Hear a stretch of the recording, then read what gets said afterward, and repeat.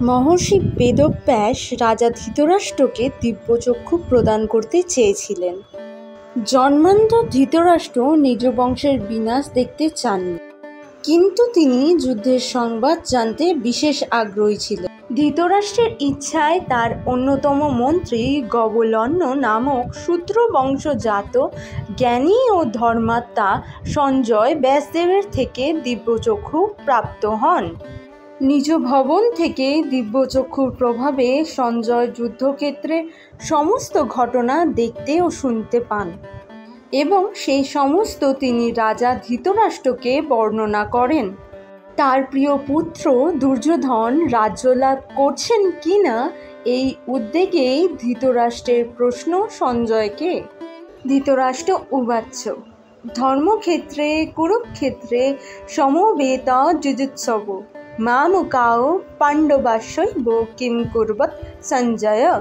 অর্থ, ধৃতরাষ্ট্র বললেন, হে সঞ্জয়, আমার পুত্রেরা এবং পাণ্ডুর পুত্রেরা ধর্মক্ষেত্রে কুরুক্ষেত্রে যুদ্ধেচ্ছায় সমবেত হয়ে কি করল?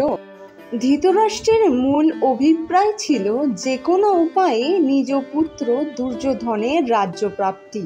যদি আত্মীয় স্বজন বন্ধু বধজনিত পাপ ও কর্মরূপ ও অধর্মের ভয়েতে পাণ্ডুপুত্রেরা যুদ্ধে বিরত হন, তাহলে দুর্যোধনের পক্ষে রাজ্য লাভে কোনো অসুবিধা হবে না, এমনটি আশা ছিল ধৃতরাষ্ট্রের।